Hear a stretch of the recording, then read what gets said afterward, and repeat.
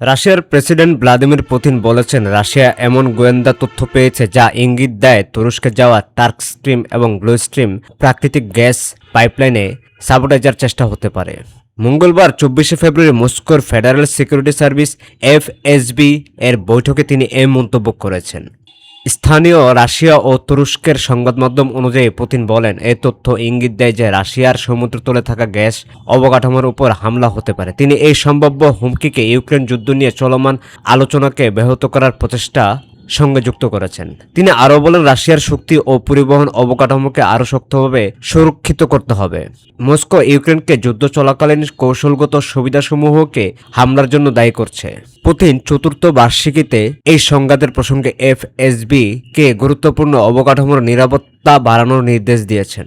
তিনি সম্ভাব্য বিস্ফোরণ এবং ব্ল্যাক সি তলে থাকা দুইটি পাইপলাইনকে লক্ষ্য করে হামলার বিষয়টি গুরুত্ব দিয়েছেন।